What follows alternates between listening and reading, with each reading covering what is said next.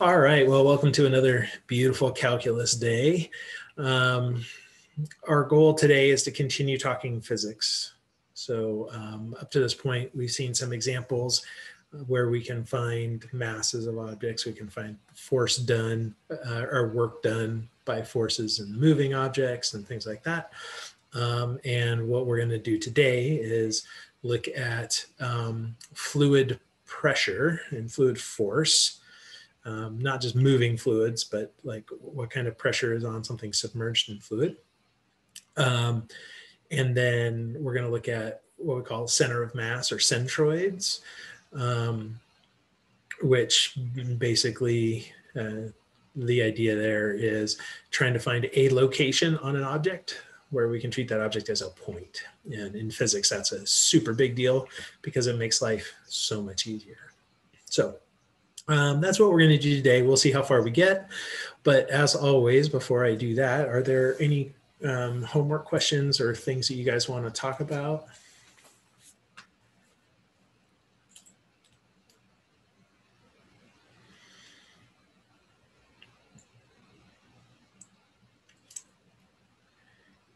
Holy cow. Oh, okay. I was waiting.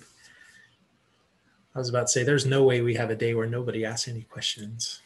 Okay, so thanks, Alexi. I got from section 2.5, numbers 1, 24, and 25. We may not go all the way through them, but we'll at least get them set up. All right, any others?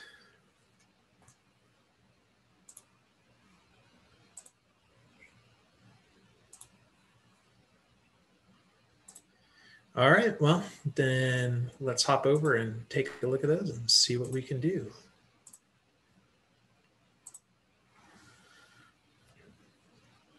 All right, so we'll just start with good old number 1. All right, so number 1 says, suppose you lift a stone that has a mass of 5.9 kilograms off the floor onto a shelf that's 1 meter high. How much work have you done? Okay, so this is going to be in joules, so we're in metric. And we have to think about what force it is that we're counteracting. So if I take this stone and I lift it up, I'm fighting gravity, right? So let's see what kind of force that is, and then multiply it by the displacement. So good news for this one is that it's constant force. It's not a variable force. So we don't actually even need to integrate. We can just take the force times the distance times the displacement. Okay, so we're going from the floor to the shelf that's 1 meter. So our displacement's 1 meter. That's easy. The force, you may remember, it's not the mass, but it's the mass times acceleration. And for gravity, that's 9.8 meters per second squared. So we're going to have to take that 5.9 times 9.8 times 1. So I'm going to type in the box here.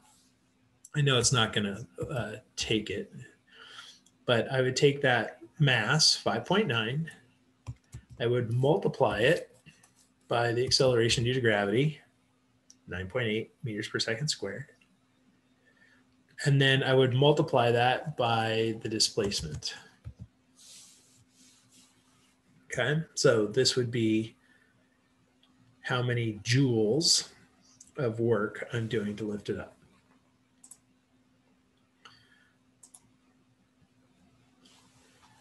Okay, so that's for part 1. So it's mass times acceleration times distance.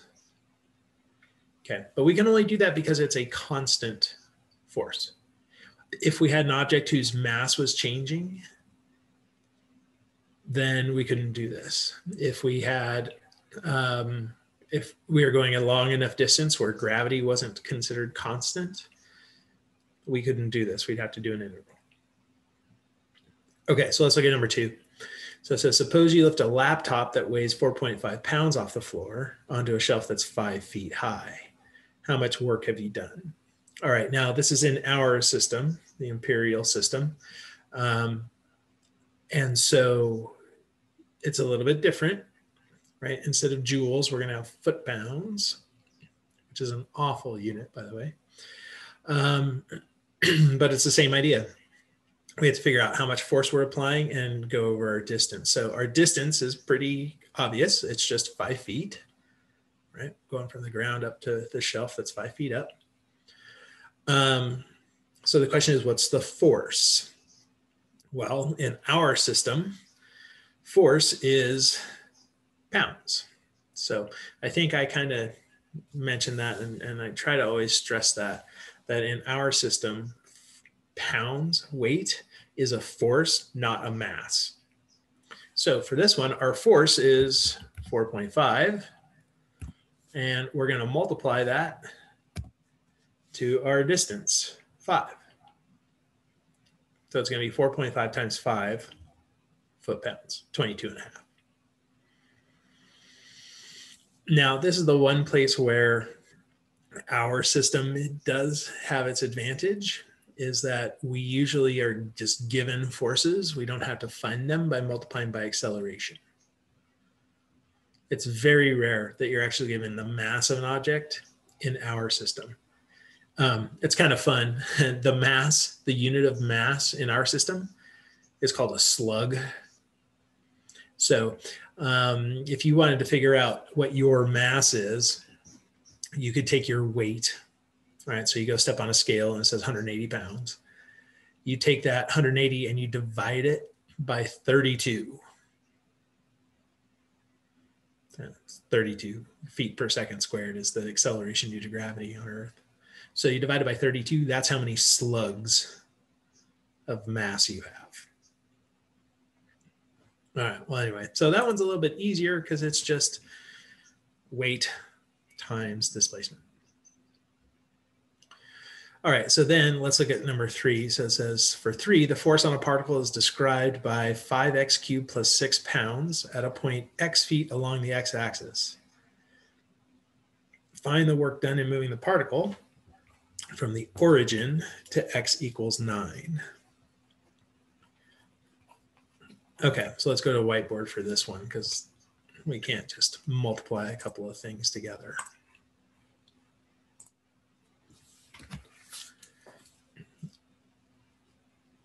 All right. So what we got going on here is a force that's given by 5x cubed plus 6. So that's our force. And we're moving from x equals 0 to x equals 9. All right, now this one is the same idea. We want to multiply force times location, like times the displacement.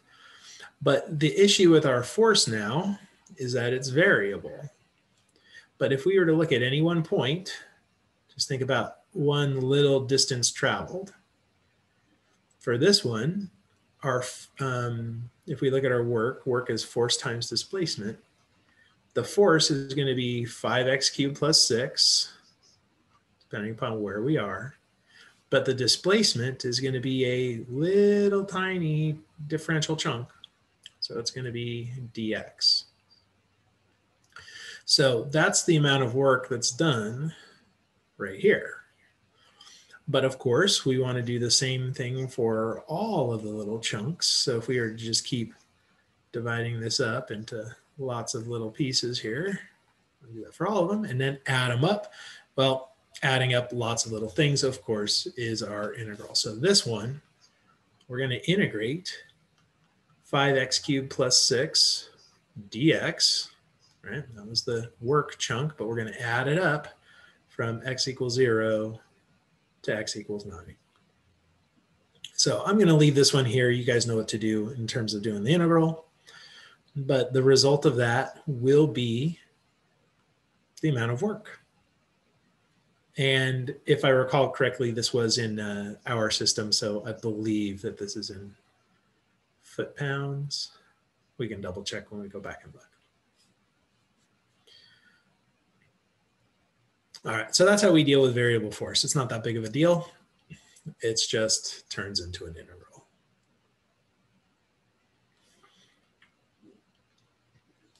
All right. So, yep, we're looking for foot-pounds. Okay, anyway, so hopefully you see what you need to do there. Will it take it? It's just like that. Oh, it will. Nice. You don't even have to do the calculations. I love it. You can be super lazy with these. All right, so that was question number 1. The others that Alexi asked about were 24 and 25. Oh, the last ones, they must be hard. Let's go take a look at 24. Okay, so create a bucket by rotating around the y-axis the curve y equals 2 natural log of x minus 2 from 0 to 6. Okay, so we just got a curve. We're going to rotate it about the the y-axis and get ourselves a curve. And then it says this bucket contains a liquid with density 840 kilograms per cubic meter, filled to a height of 3 meters. Find the work required to pump the liquid out of this bucket over the top edge, and then use 9.8 meters per second squared for gravity.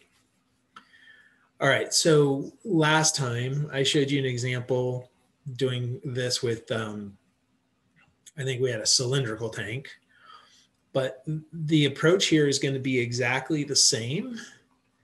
It's just we have to do a little bit of work first, right? We have to go ahead and figure out what the shape looks like so that we can find the cross-sectional areas and all that good stuff. Okay, I'm just writing some notes here so I know what we're doing.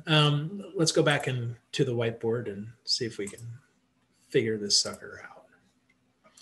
So the first thing I'm going to do is I'm going to figure out this tank. I'm going to see what this tank looks like. So here's our shape. We've got y equals 2 natural log of x minus 2. Okay, so the natural log of x minus 2, that's going to look like the natural log of x, but shifted 2 units to the right because of the minus sign. So natural log normally has an intercept at 1. This one's going to have its intercept out at 3. Natural log does something like this. So that's roughly a graph of y equals 2 natural log of x minus 2. You could go ahead and draw the graph of it on a calculator or something, but it looks something like that. So we're going to rotate this around the y-axis. And so what we're going to see is that bucket. All right, so everybody visualize it. Everybody see it, I hope. And this thing is going, like they said, we're going to take this all the way from y equals 0 to y equals 6. So the very top of this is at y equals 6. All right, so how are we doing so far? So far, so good? Give me a thumbs up if we're good. If not, yell a question at me, something. Okay, seeing lots of thumbs up. Cool.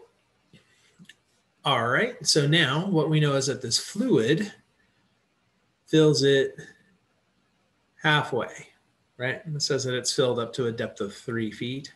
So somewhere on here is 3, but there's our fluid. And we're going to pump it up and out the top. All right, so again, think about what work is. Work is force times distance. And so it's what force has to be applied over a certain distance. So here's what we're going to want to do. We're going to want to take this fluid and divide it into chunks that all have the same distance to travel. That's the easiest way to do this. So let's think about a chunk that's got the same amount of distance to travel. And that's going to be, say, a really tiny little sliver right there. Give me 1 second here. I'm going to erase that. What's getting annoying me. Okay, so let's think about that little sliver. If I know its weight, if I know its force due to gravity that's being applied, I know the force portion, and then I can look at the how far it has to travel portion. Okay, so let's see if we can get the weight of this little slice. Put this over here. So when we did this before, the weight of the slice was pretty easy because it was a cylinder and it didn't really change, but we can still apply the same kind of idea. The weight of the slice is going to be its density times its volume times gravity.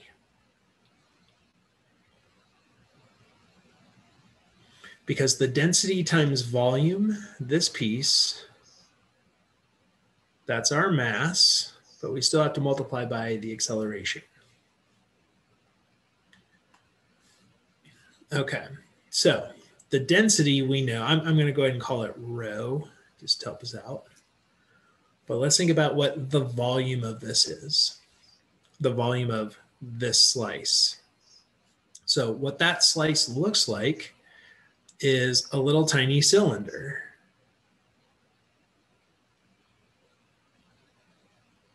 Right? It's going to be a little tiny cylinder because we spun it around in a circle. So its volume is going to be pi r squared times its depth. So I'm going to go ahead and put that in here. So it's going to be pi r squared times, or its height, I should say, pi r squared h times gravity.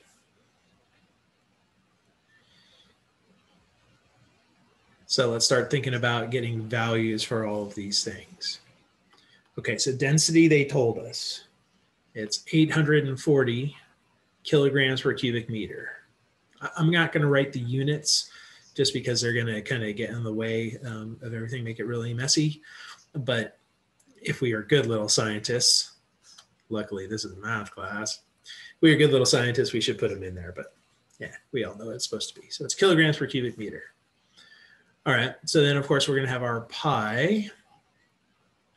But let's think about the radius. The radius of this slice is that chunk right there.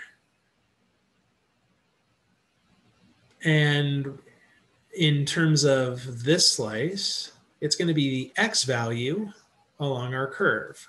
So I'm just going to put x squared right now. But then the height of this little cylinder is going to be a dy, because it's just a little tiny infinitesimal slice, so little thickness. And then, of course, we have to multiply by our gravity, which in metric is 9.8 meters per second squared.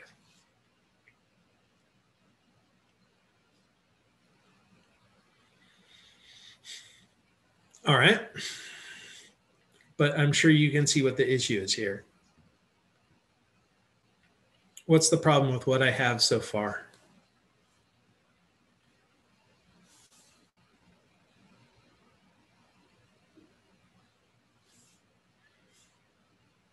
Yeah, thanks, Alexi. She just put in the chat box X and Y. Yeah, we've got a bit of an issue where we've got both X and Y at the same time, and we can't have both. So it's going to be easier if we make it in terms of Y, since our differential is Y.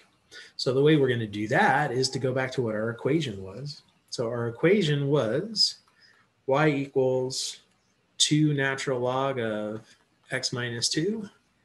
And so we need to solve that for X. So we're going to get Y over 2 is equal to the natural log of X minus 2. I'm going to run the hook. I'm going to convert it to exponential. So I get E to the y over 2 is equal to x minus 2. So x is equal to 2 plus e to the y over 2. All right, well, that is just going to get fired in to here for our x. All right, so we're ready, I think, now to create our integral. So our integral is going to be the integral from, oh, hold on, we're not ready yet there. That's just the weight of the slice. Hold on a second. Premature, we're not just finding the mass. Okay, so in terms of the weight of the slice then, this is going to equal 840 times pi times 2 plus e to the y over 2 squared dy times 9.8.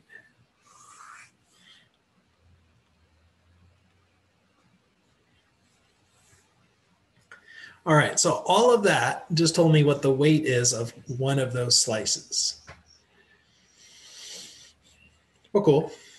I needed that.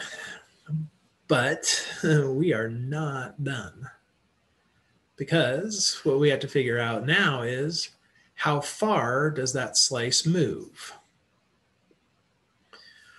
All right, well, to get this slice out, I need to move this distance right here.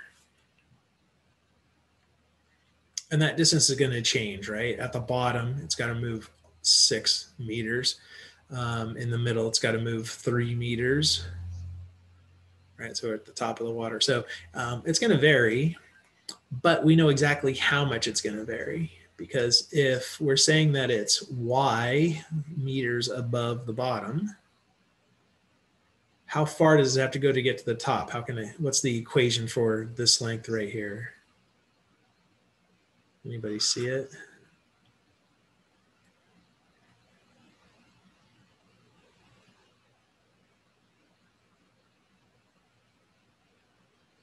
Think about it this way. That plus y has to equal the total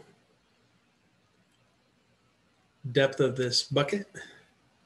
So these two have to add together to equal 6. So the distance that it's going to travel is going to be 6 minus y.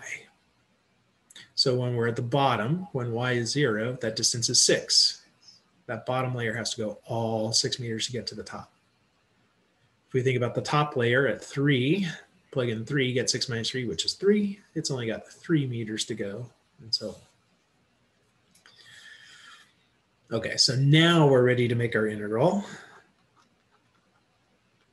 And here's what the work's going to look like. It's going to equal an integral from 0 to 3. And it's only 0 to 3 because that's where the water is. Or, sorry, it's not water. It's way too light to be water, but what our fluid is, right? It's between 0 and 3. We're going to take our weight of our slice, so all this stuff. So 840 pi times 2 plus e to the y over 2 squared times 9.8. I'm going to put the dy at the end. But then I need to multiply it by the distance it's going to travel. Well, it's going to travel 6 minus y. And there you go. So all we got to do is do that integral. All we got to do. But once we get that integral done, that's going to give us our work. So this is definitely where you want to jump to your technology. It's actually not that bad, honestly. I mean, there's some algebra involved. You got to square stuff out and group-like terms and all that good stuff. It's going to require maybe some u substitution, all that. But at this point, just fire it into your calculator. All right, so questions on this one, because I know there are questions on this one.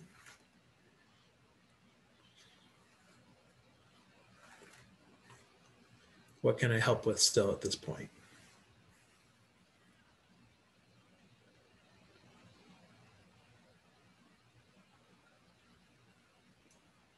And specifically, Alexi, or how are you feeling about this? And you asked about it.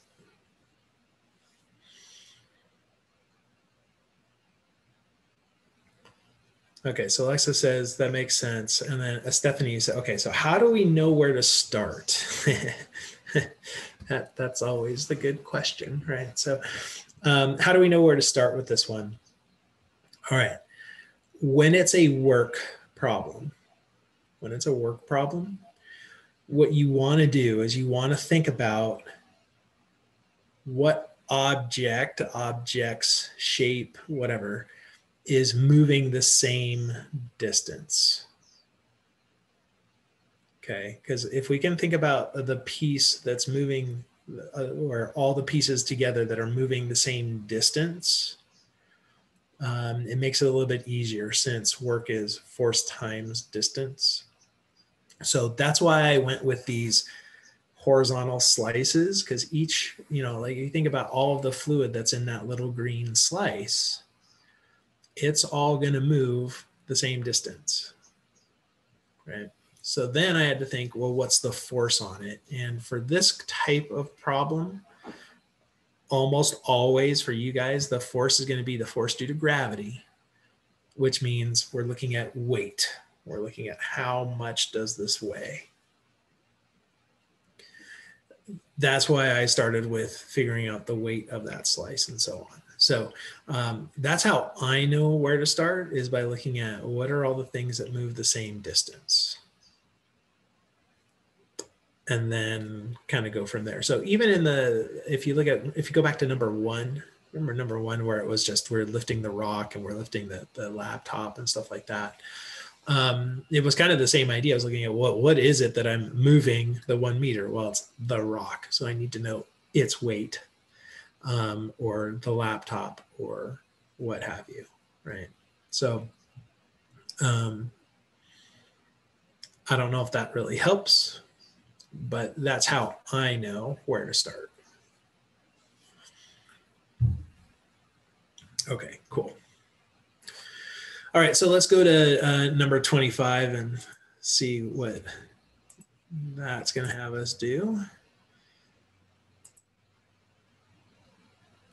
Okay, so the strength of magnetic force varies inversely with the square of the distance between the magnets. Magnets are magic, by the way. In other words, force is equal to K over distance squared, where K is constant. Okay, it's an inverse square law. There are lots of things that follow inverse square law: magnetic force, electric charge, electric force, gravity, basically anything that's a field force does this. If I was just speaking Greek, that's fine. Yeah, if you take physics, you'll learn more about those things. But so it says, suppose that when two magnets are 0.04 meters apart, there's a force of 3 newtons. So find the work in joules that's required to move the magnets from a distance of 0.03 meters apart to a distance of 0.08 meters apart. And then they reminded us that joules are newtons times meters. So again, that's force times displacement. Okay, so we got to figure out how to get this. All right, so let me just write down the important information. And we'll go back to the whiteboard. So clear all that. And start again. Okie dokie. So here's what we know. Well, our work, it's going to be the integral from 0.03 to 0.08. I'm just going to put here force times displacement. I know these two bounds because that's what they told us, right? They said, let's figure out the work done going from 0.03 to 0.08 meters. All right. So now let's get our force and our displacement. Well, the force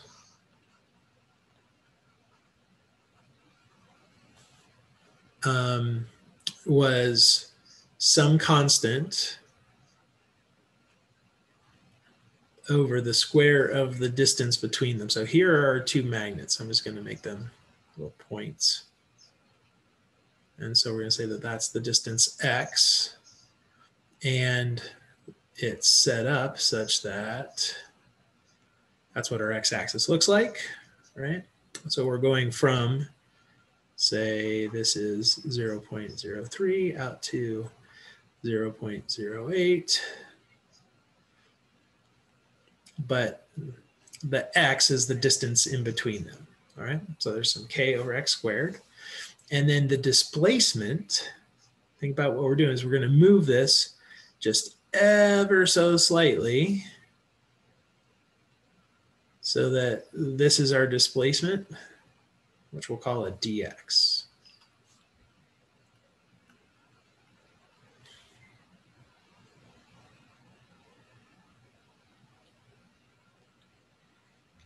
All right, so before we go any further, are we okay with this? I'm just using what they told us about the force. All right, some unknown number, I call it k over x squared. All right, so this one you know how to integrate, right? This is k times x to the minus 2, do your worst, right, and everything. But what's going to end up happening is that this is going to still have a k in it, right? Because we could actually factor that k out.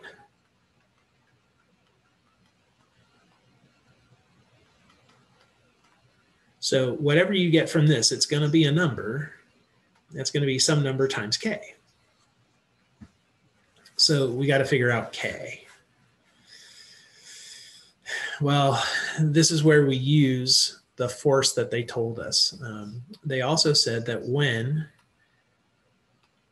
x was 0.04, the force was equal to 3 newtons. So we can actually go back to this. If this is our force, we can actually plug in the numbers that we know. And notice that that's going to allow us to solve for k. That k is going to be 3 times 0.04 squared.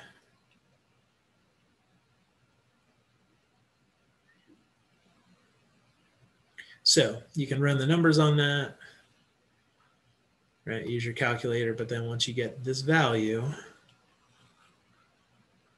that's going to come back over here.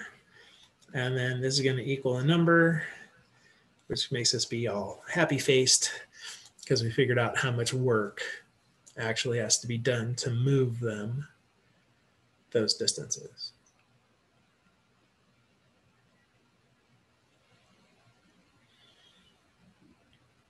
All right, so better for that one?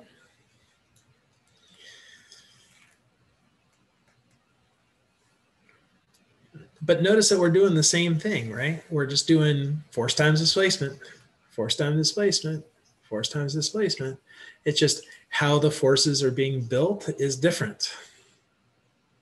But it still always comes down to force times displacement, and then we add them all up.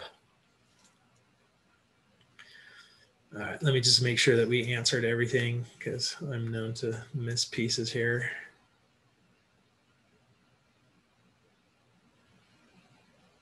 Okay, no, looks like we're good. But fun fact, because these are magnets, there isn't actually just one answer here. There's 2 possible answers. Oh, I know what you're thinking. Good Lord, how do we know which answer is what? Well, here's the deal. The only difference in the answers is one is positive, the other is negative. So whatever number you just calculated for this guy, that is one of the possible answers, but so is the one with the opposite sign.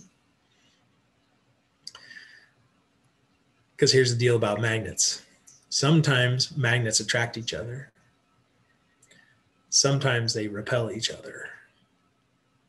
And so depending upon which way it is, will determine whether or not it's a positive or a negative here. Right? Because think about it, if you got your 2 magnets and they're attracted, going from 0.3 or 0.03 to 0.08, I'm trying to pull them apart, which is different than trying to push them together, right? So it depends on the polarity of the magnets. Just an added wrinkle. Clearly, whoever wrote this math homework doesn't think about the physics completely, but that's all right. I'll give them a pass. It's tough to know both of them really well. There are very few of us that do. If that didn't sound arrogant as I'll get out, I don't know what would. Anyway. All right, it's just there are always these little things that we got to watch for. All right, so hopefully you're feeling a little bit better after doing a couple more examples here of calculating work. So let's go ahead and move on and do some other kinds of calculation or physics examples. All right, so just give me 1 second and I'm going to slide over to the whiteboard.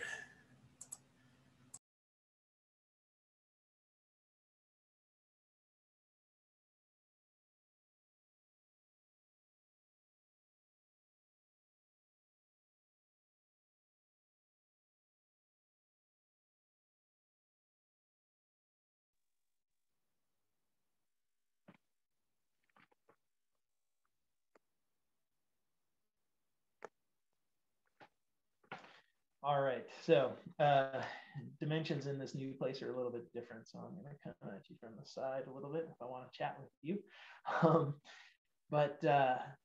So there's so many examples of where we use calculus and physics. They really do just kind of go together. But I do want to show you a couple more. Because you got homework on them. But B, they're really kind of easy examples to understand. We experience them, and it's kind of easy to see why we need the calculus to do them. All right. So the next one we're going to look at is fluid force.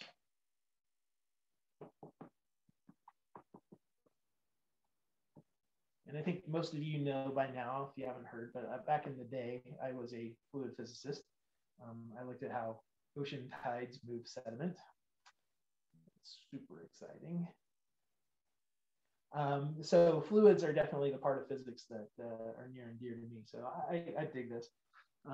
But fluid force, first of all, fluids, just so you are aware, does not mean liquid. Like liquids are fluids. Water is a fluid, right? Milk's a fluid, root beer is a fluid, right? Those things are all fluids. But so too are gases. So like the air you breathe is a fluid. It's just a fluid of very low density. I just have to get that out of the way because that's science Bruce coming out again. But anyway, when we're talking about fluid force, we really are going to be looking more at like the liquid idea. It's like what kind of force is being exerted by a fluid, a liquid, when we're submerged in it. All right, so for example, I mean, here's kind of what we're talking about, and we'll answer this question in a little bit. Suppose that we've got a porthole on a submarine. Okay, so we got the water down here. We've got our submarine. I don't know what submarines look like. It looks like a fish, I guess. That's my submarine. And we've got a porthole because we want to be able to see what's going on. Okay, that porthole is going to be feeling all kinds of pressure from the water that's above it. And so what we need to know is how much total force is being applied onto that window. We need to know this if we are going to be constructing things like this. So folks that build dams, that build anything that goes underwater, so submarines, or think about the labs that are down underneath the ocean and stuff like that. Those folks definitely have to pay attention to how much force is being applied. Okay, so that's our goal, is to talk about fluid forces. So to figure out fluid forces, we actually need to think about pressure. All right, so when we define pressure, It's actually a force per area. So when you read about pressure, or you talk about like the air pressure in your car or something like that, it really is a force per area. Even for those of you that know a little bit of weather, when we talk about air pressure and millibars and stuff like that, that literally is how much force is being applied to your body by the air. It's an incredible amount, by the way. We just don't notice it because we're used to it. But pressure is just force per area. So if we're going to calculate force, it's going to be pressure times area. So if you know the fluid pressure at a point, you can multiply it by the area, and that will get you your total force. Okay, so then the question is, how do we get pressure? Well, pressure is defined as weight times depth.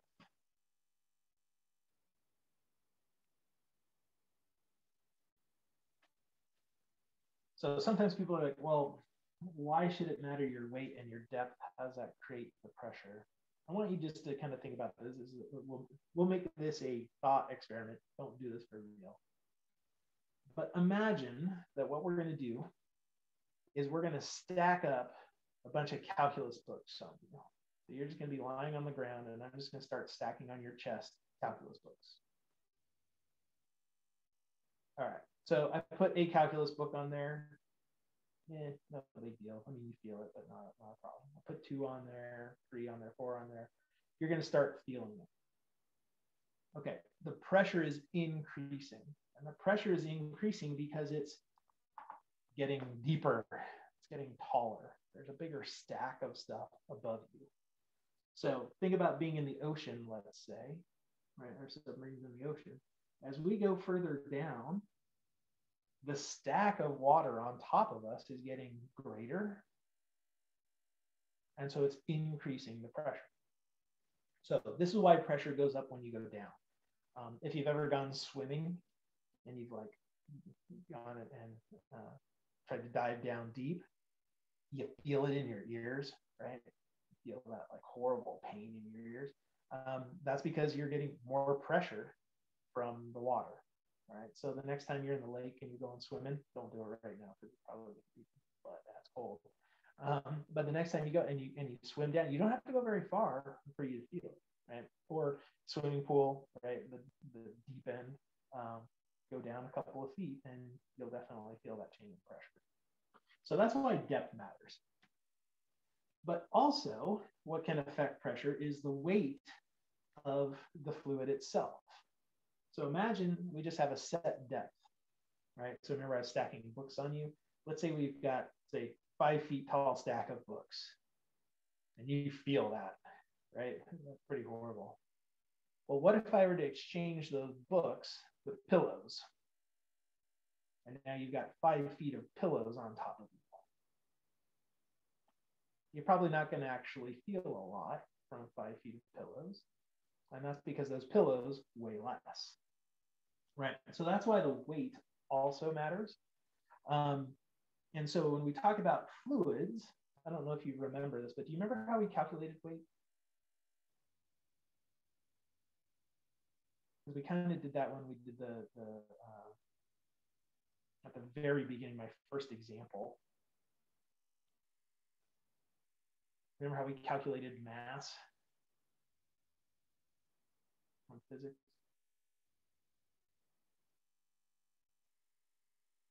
I know it was like 2 days ago and there were all kinds of distractions, chicken, whatnot. But it's density. We take the density times the volume, right? So the big thing that's going to affect fluid pressure is the density of the fluid. The denser the fluid, the greater the pressure. All right, well, in terms of this guy with the pressure equals weight times depth, here's how we're going to look at it. We're going to look at the weight as density times gravity then of course we've got our depth. And so as a formula, it's just going to be rho for our density, G for our gravity, and then I'm going to call it H for depth. So we'll call that H.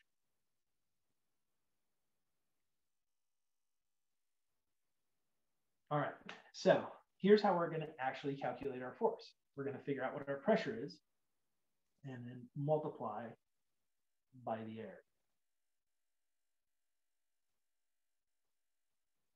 All right, so let me just sort of warm you up with here's one that doesn't involve any kind of calculus or anything, just so that we can kind of see the process of building it. All right, so suppose that we've got a rectangular plate. And we're going to submerge it.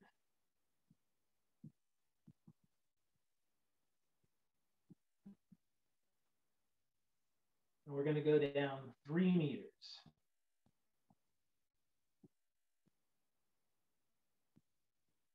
And we're going to go underwater. We're just going to go under fresh water. Okay, and so this plate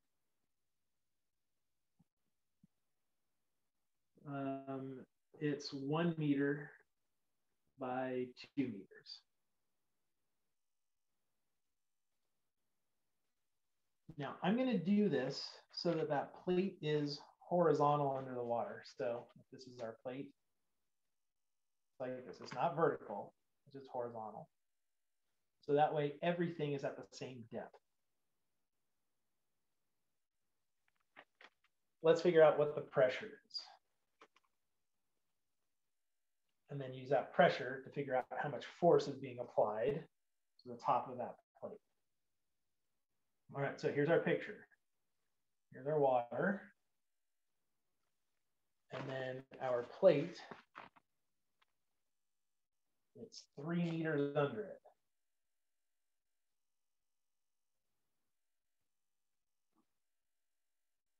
And it's horizontal, so you're just looking at it from the side. All right, well, let's start with the pressure. So pressure is density times gravity times depth.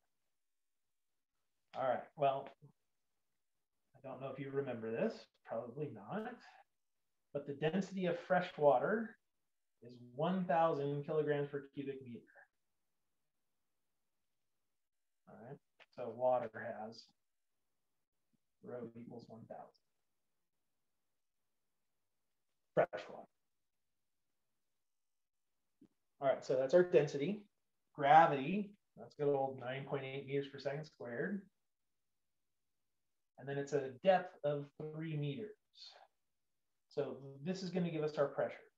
Constant pressure because we're at a constant depth. All right, well now let's get our force. So force, as I just erased here, is pressure times area. All right, so the force that's being applied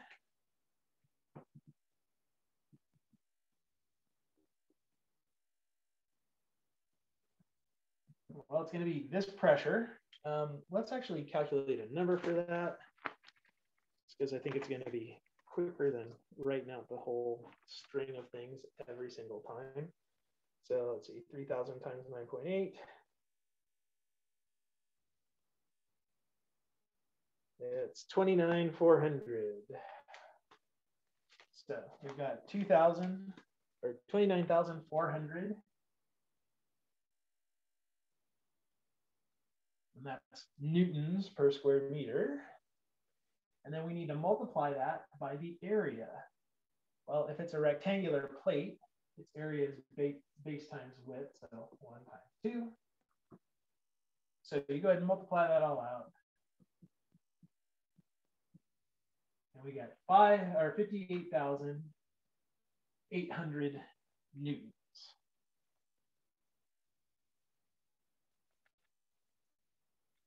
All right, so that's how much force is actually pushing down on the top of this plate. So here's this plate in the water. There's almost 60,000 newtons pushing down. Okay, so I know you have no idea, probably in context, what that number means, like how big that actually is. Well, that would be like 6,000 kilograms sitting on top of you. And again, I know that probably doesn't really mean anything.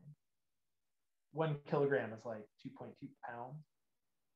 So you're talking about, what did I say it was 6,000 kilograms? That's going to be like 13,000 pounds. So over 6 tons. All right, so think about that. 6 tons of pressure, and we're only 3 meters deep. That's like 10 feet deep. That's tons of pressure, literally. All right, so like, I mean, it's an incredible amount of force. All right, so here's the question, because let's change this from a rectangular plate to your body. You can go down there. You can go down 3 meters, and you're not getting crushed like that. Why not? And this has nothing to do with the math. Our math is perfect. Anybody have any idea why you don't actually get destroyed when you only go down 3 meters?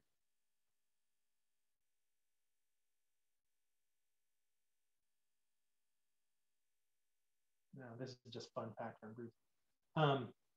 There's the same amount of pressure pushing up from underneath you. The water underneath you is also pushing up as much as the one pushing down, so it kind of balances out. But we definitely feel it. I mean, there is an increase in pressure, and if you go too far down, you will get crushed, right? Your body will get crushed. We also don't have surface area that's quite that big. 2 square meters is quite where we are.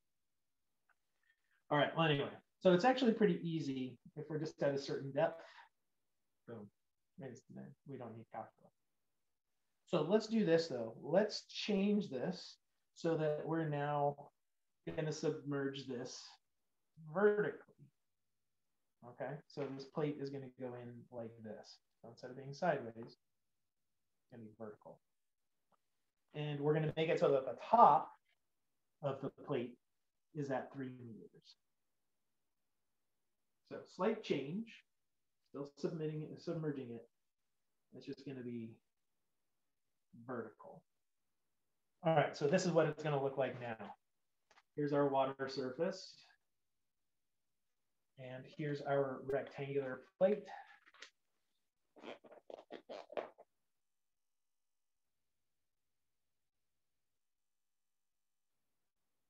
And now it's going to look like this. And so the very top of that plate is, again, 3 meters down.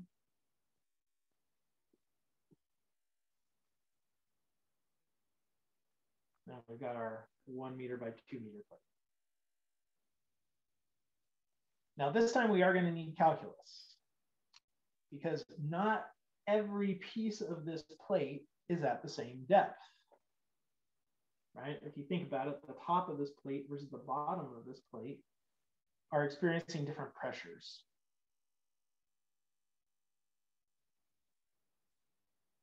The top is feeling less pressure than the bottom, because the bottom of the plate has more water on top of it. All right, so here's how we're going to approach this. Remember when we were doing work, we always look for all the pieces that are going to go the same distance.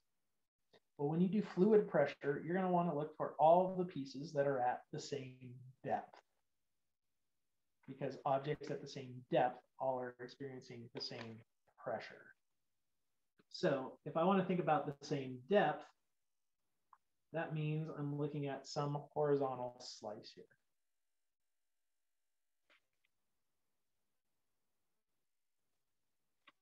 All right, so let's just look at this little slice, and let's see if we can calculate the forces being applied. So again, remember, it's pressure times area, and the pressure is rho times g times h. All right, so I need to know how deep this little slice is. And so here's what I'm going to do. And this is a recommendation that I strongly suggest. When you're doing this, it's often best if you make it so that your y-axis is going down in a positive direction. I know you don't like that, but just imagine that it's flipped. And I like to make this point up here y equals 0. So as I'm going down, for example, this would be y equals 3, because I've now gone 3 meters down below. The spot at the bottom would be y equals 4. To remind you, this was a 1 meter by 2 meter rectangle. And so on. Okay, so I think fluid physicists, specifically oceanographers, I think they're one of the few people in the world that actually think about down being positive. Everybody else is up being positive. All right, so that's how I'm going to set myself up so that my y is positive going in a downward direction. All right, so if we want to think about this little slice right here, let's get our force. So the force is going to equal pressure times area. So the pressure is rho GH times area. So let's just start building everything for this little slice. So the density, again, it's just 1,000 because we're in fresh water. Gravity is 9.8. But the depth that it is below the surface is y, the way I've got it defined. All right, and then I need its area. Now the area isn't the area of the entire plate, but just this little chunk that's at the same depth. Well, it's a little rectangle. Its width is 2 and its height is going to be a little differential dy. So hopefully you're starting to get comfortable with this little tiny chunks, is right, as a dy or a dx or whatever. That's what we got.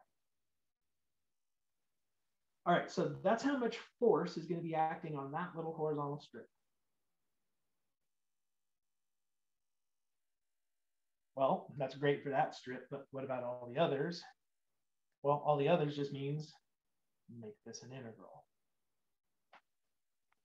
All right, so if that's the force for one little strip, then the total force is going to be an integral of all this stuff.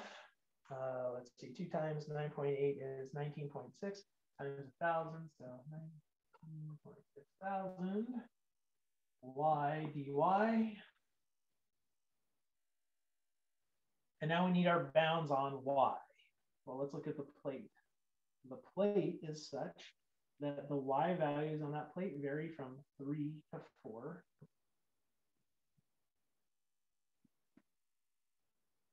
So we're going to integrate from 3 to 4. It's 19,600 y dy.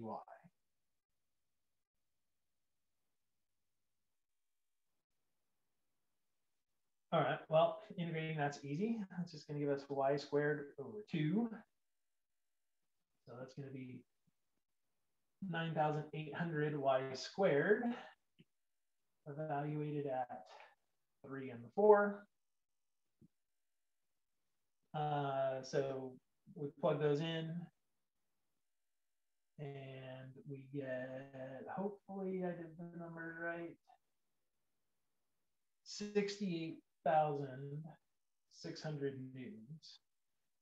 I just did that in my head. I'm not terribly confident in myself, so double check it. But I think we get 68,600 newtons. All right, so how'd that compare to what we saw before? Anyone remember what that number was when we had the plate submerged this way? Was it the 58,800? That sounds about right. That was actually a legit question because I didn't remember what the number was. But when it was this way, sitting at the 3 meter mark, it was 58,800. By making it vertical, we just added basically 10,000 newtons.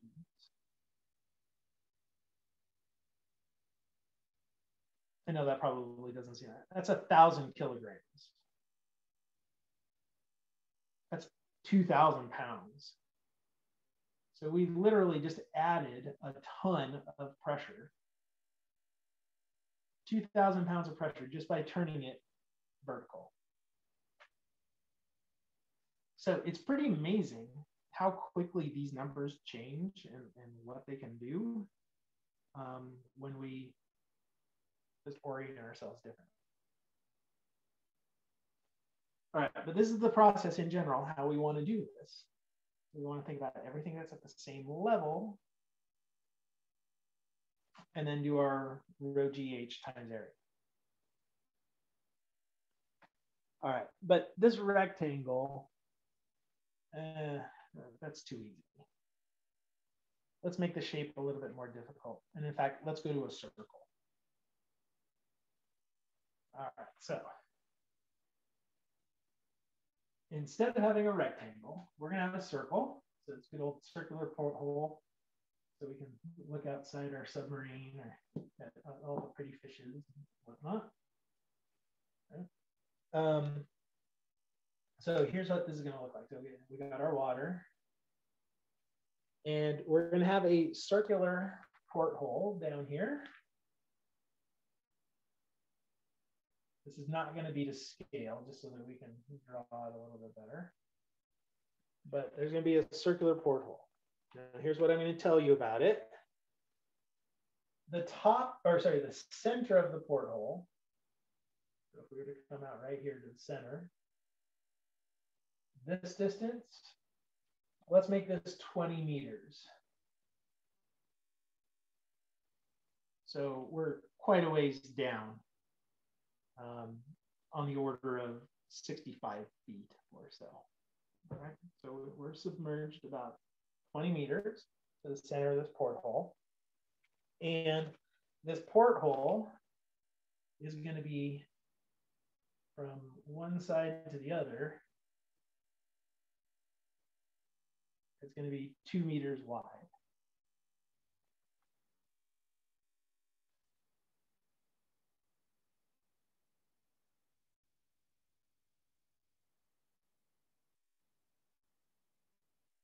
All right. So again, the question is,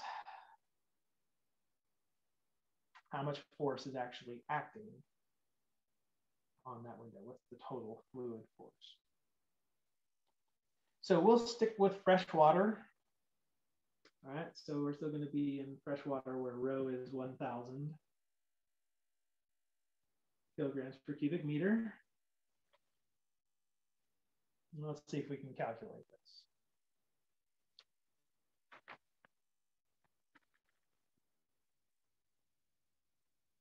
All right. So first things first, let's think about all of the pieces that are at the same depth. So I'm going to pick a place here where we're at the same depth. And let's just say that it's this one right here. So I need to know the area of that little slice. If I know the area of that little slice, then I can multiply that by pressure and get my force. The area of that little slice, well, it's a rectangle, so it's length times width, right? And its height is going to be a little differential. That'll be a little dy. So I really need to know its length. Now, that length definitely changes depending upon where we are. Right? It's going to be near zero. It's going to basically work its way to zero down at the bottoms and get bigger until it gets to 2, right? So it starts at 0, comes up to 2, and then back down to 0, and it follows the circle.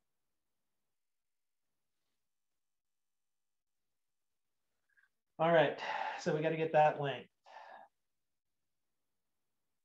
Well, I recommend that we use the Pythagorean theorem because, hold on at the center, let me draw a little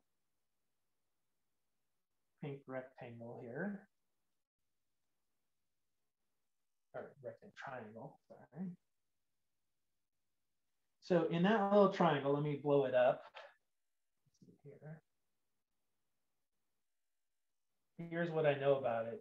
This is the thing I'm looking for, X. Because if I know that length, I can just double it. It gives me the length of my strip. I also know this long side.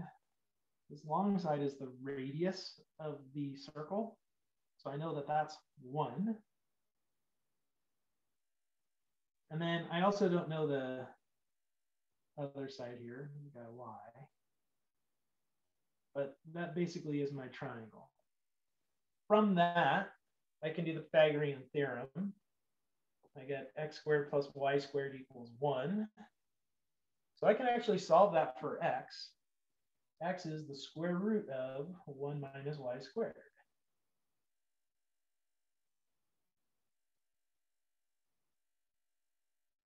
All right, well, this is going to let me get that area of that little strip.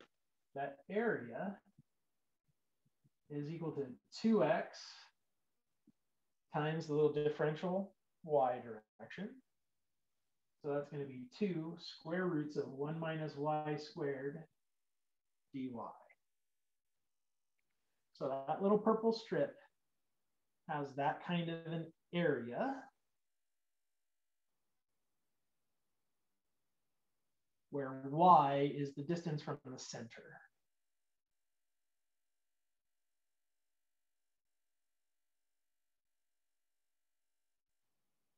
All right, so there's that area. So now I need to multiply that area by its pressure. That's going to give me my force. So remember, pressure is rho times g times depth. So the force on that little chunk is equal to rho times g times the depth times this area.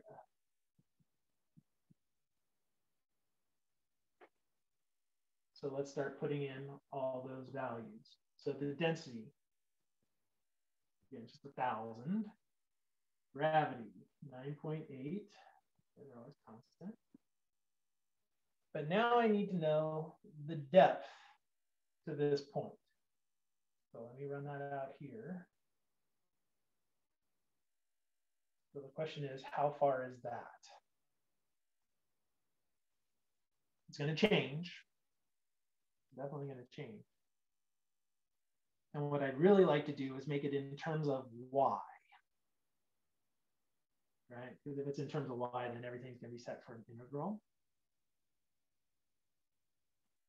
And let me just remind you on our picture where y is. Y was the vertical distance on my triangle. So with that, can you give me a formula for how deep the purple slice is? What is that depth in terms of y?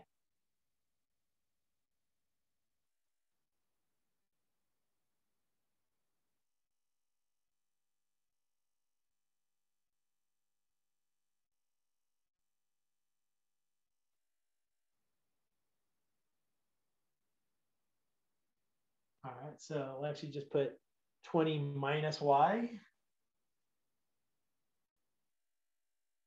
but then with a question mark. Okay, and then we have a couple of people just said 20 plus y. I'll actually change her 20 plus y, or it also says 20 plus y. I definitely like 20 plus y. Because think about that, green is length 20.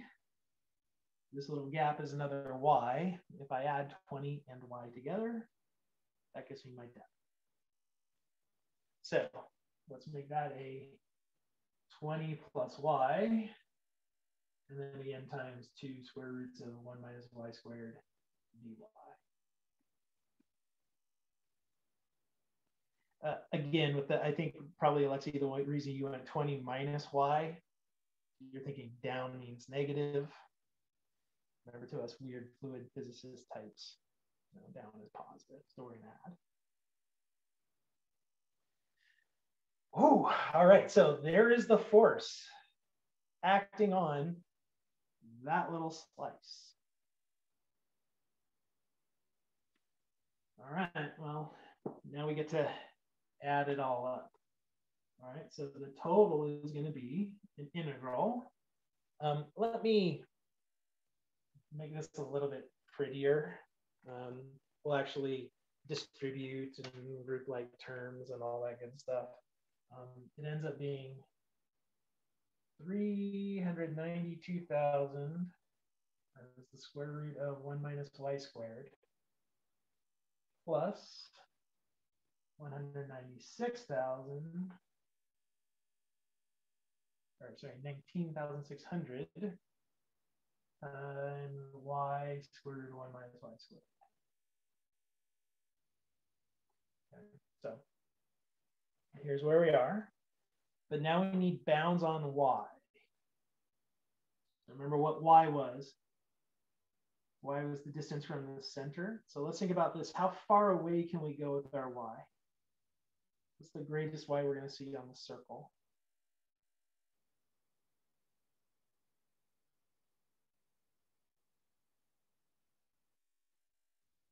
Once we reach the bottom, how big is that y?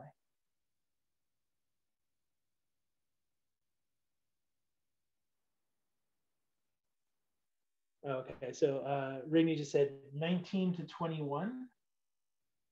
So 19 to 21 are our depths, but they're not our y. Because I kind of just threw you a little bit. Remember before I said, hey, usually set y at the top. Well, the way we set this one up, y isn't actually at the top. Y equals 0 is actually at the center of this. So as Vanessa just said, actually the biggest y we're going to get is 1. The smallest y would be -1. So this one, for our integral, we're going to integrate from -1 to +1. But that's all because of how I specified my y. If I hadn't chosen it to be that distance from the center, then we would have definitely had to change things a little bit. All right, well, there it is. There's the thing that we need to integrate to get the total amount of force acting on this window.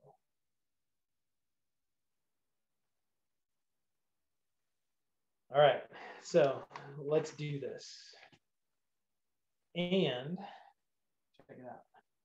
We're going to do it with no calculator, no nothing. I know this looks ugly, and I know this looks horrible, but it's actually not that bad. Check this out. So let's break it into the two pieces. The first one, this guy right here, we're going to have that 392,000 times integral from -1 to 1 of the square root of 1 minus y squared.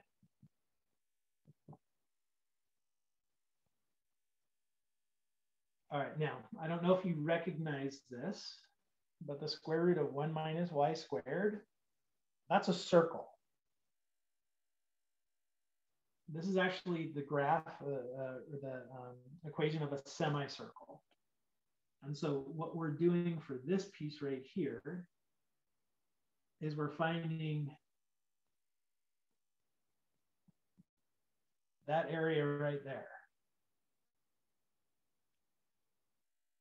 Okay, so y'all remember the equation for the area of a circle, right? Pi r squared. Well, if we want the semicircle, it's half of that. So this is going to be 392,000 times pi over 2, because it's radius 1.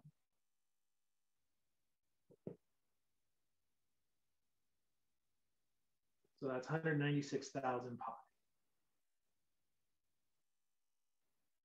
So the first part of our integral is 196,000 pi. Obviously, if I wanted to get a decimal for that, now I'd use my calculator. So that was that first piece. All right, so then we need to add to that the other integral. Well, the other integral, change colors here, 19,600 times the integral from -1 to 1 of y times the square root of 1 minus y squared.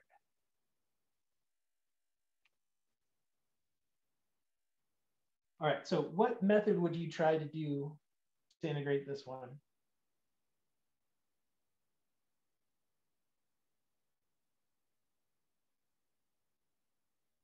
Suppose this showed up on an exam. You don't have a calculator. What technique are you going to use?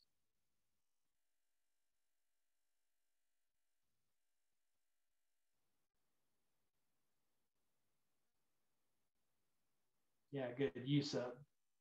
If you let u equal 1 minus y squared, then du is going to be a minus 2y times dy. Well, we got our y times dy, and so it's going to be super easy. Right? U sub's good. Or you can be sneaky. Because these bounds are opposites, I don't know if you remember this, but a while ago, we talked about even and odd functions. And even functions, if you integrate from minus a to a, you can actually just do 0 to a and double it. And if it's an odd function, and you integrate from minus a to a, you get 0. Well, this, my friends, is an odd function. When you plug in a negative y, you get the opposite of this function, of this expression. So this guy's odd, and so Susanna, she just put in the chat box, would it be 0? Yeah, it absolutely is 0. Okay, so that one's 0. I'm going to put here because odd. So sometimes we can make use of those previous facts to help us out here a little. All right, well, that means we've got our total force acting on this window. It's just that 196,000 pi.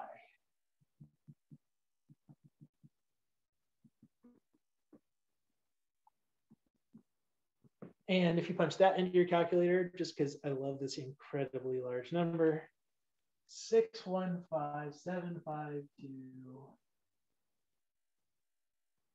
And even though at this point having decimals is silly, it's 615,752.16 newtons. So remember that vertical rectangle that we had that was only 3 meters down? This shape is actually about the same area. But because we're now 20 meters down, this is almost 10 times as great. So pressure increases immensely as we go further down. Okay, so here's another example, fluid pressures, but this one, to tackle it again, go with everything that's at the same depth, and then start building it from there, because everything at the same depth has the same pressure. You do actually have to worry about this with the atmosphere. Like if you look at, say, really tall buildings, there's a huge difference in the pressure between the ground floor and the very top. But it's not as marked as in liquids, just because the density is so much smaller. I mean, air's density is really tiny. It's on the order of 1 kilogram per cubic meter, so 1,000 times less dense than water. So that's why it's not as big of a deal when we're dealing with gaseous fluids, but it is still something that could matter. It would definitely matter in a place like say Jupiter. Let's say we were going to send a probe to Jupiter and go into the clouds there, which we have done. there the pressure gets really big, really fast because it's a lot denser of an atmosphere and it's really, really thick and deep.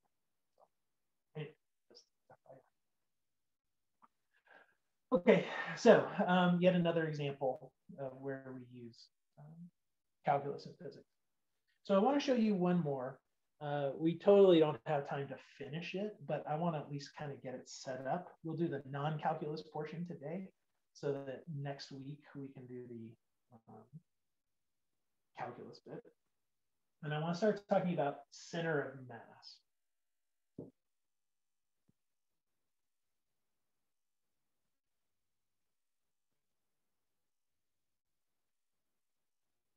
So center of mass is a concept that's used a lot in physics. And basically the center of mass, this is a point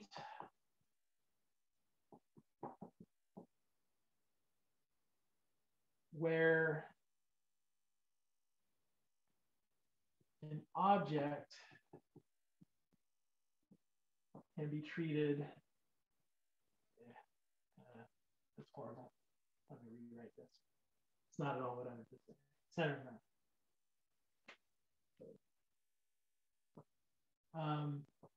We can take an object can be treated as if it were a single point.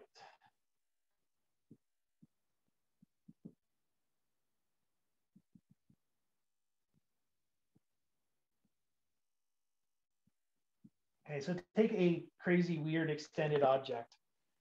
This isn't crazy weird, but we'll use my water bottle.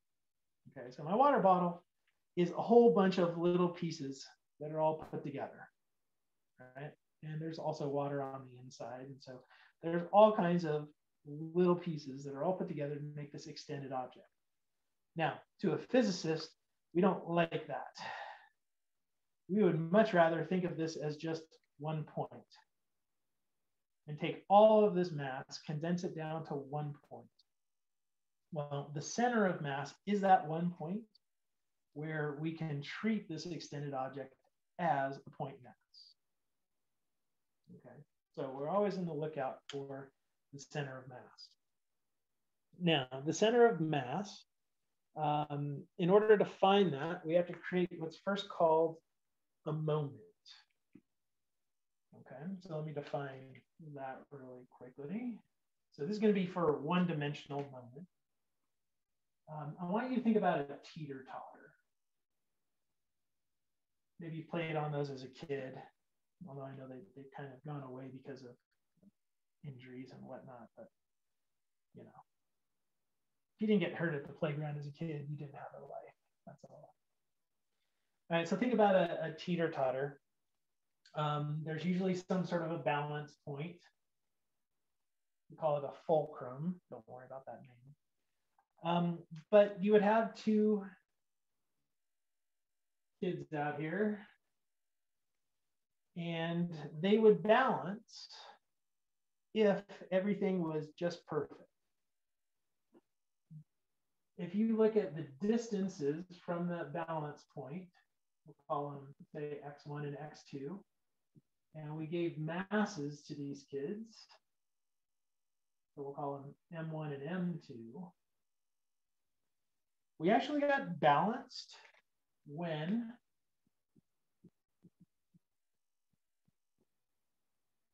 m1 x1 equals m2 x2. So it doesn't have to be kids on a teeter-totter. It could be any kind of a lever here where we've got a balance. But m1 x1 has to equal m2 x2. So if you have someone larger, they actually had to scoot closer in to balance it, right? And so that's what this is saying. So this is when we get what's called equilibrium. Well, this is what led to the idea of moment. And the moment is defined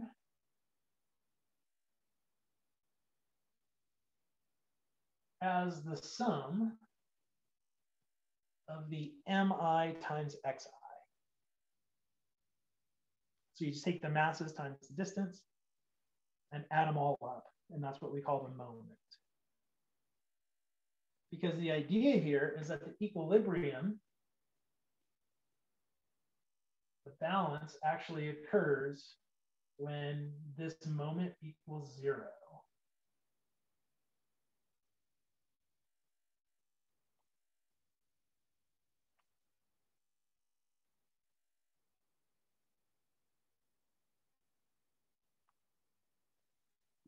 And you might be going, but wait a minute, wait a minute, wait a minute. This is actually a subtraction. Like if I were to move things over, this would be m1 x1 minus m2 x2. It's not actually a plus, it's a minus. So it's not a sum. But if you think about it, if that fulcrum, if this balance point is 0, in this case, x1 is negative. On that case, x2 is positive. So they end up having different signs and they add up to 0.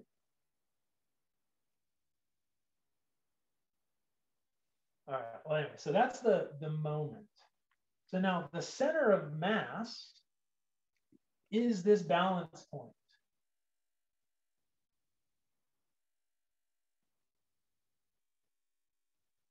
It's the place where we actually get a total moment of 0.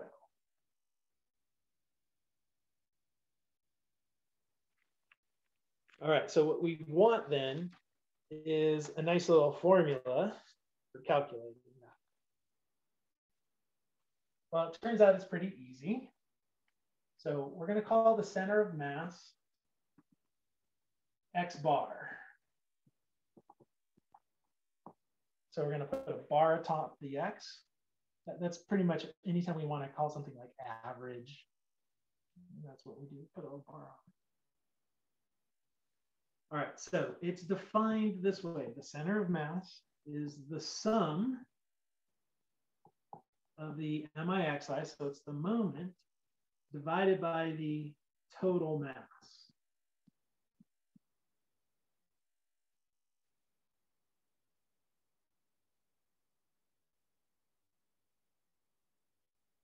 And this really just comes from the idea of the moment being equal to 0, where we get equilibrium.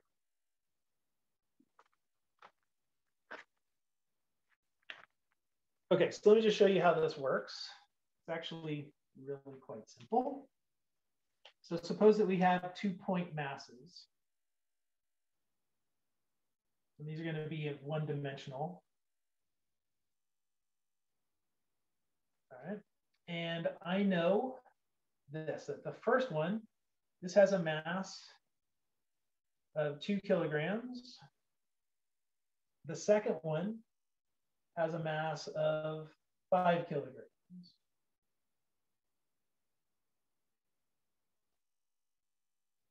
And then I'll also tell you that these are 4 meters apart. Let's find the center of mass. Let's find the point in here that would be the balance point for this balance. All right, well, it's actually this easy. So what we have to do is calculate the total mass, easy, 7 kilograms. And then we have to calculate a moment. Now, you'll notice that I haven't specified where 0 is. Turns out it doesn't matter. You can let 0 be wherever you want and everything's going to work out. So because I need to specify an x of 0, let's just make it here on the left. So this will be an x of 0, which makes this one have an x of 4.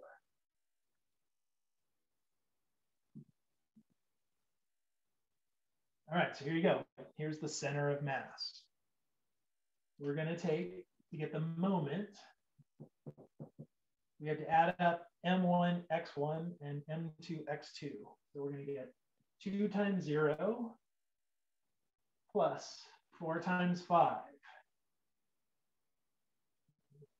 5 times 4. All right, so it's mass times position. Mass times position. And then we're going to divide by the total mass, 2 plus 5.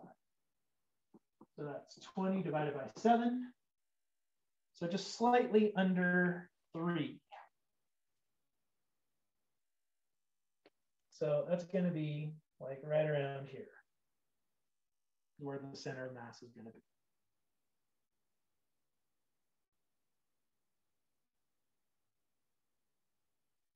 Okay, so that's the location of the center of mass. Now I want to prove to you that it doesn't matter where we set our 0. So what if instead we set 0 over here on the right? That would make this x be -4. So check out what happens if we do it that way. We're going to get x bars equal to 2 times -4 plus 5 times 0 divided by 2 plus 5, which is -8/7.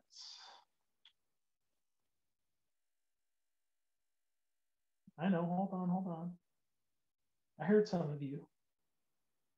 That's not the same answer. You're right, 20/7 and -8/7 aren't the same answer. However, this is relative to a new 0. This is saying go -8/7 from 0. Well, if this is 0, I go -8/7. I'm at the same place. So the beauty is you will always end up at the same location no matter what.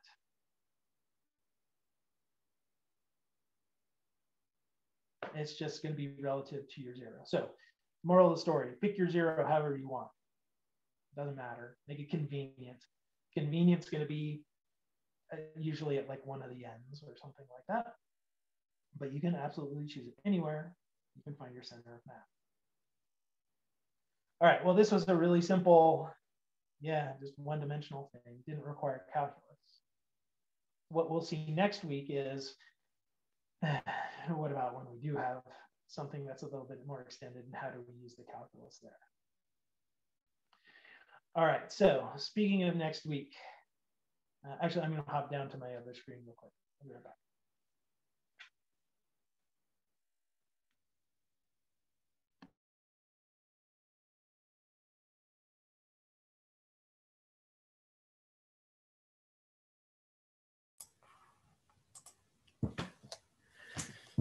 I just wanted to sit down.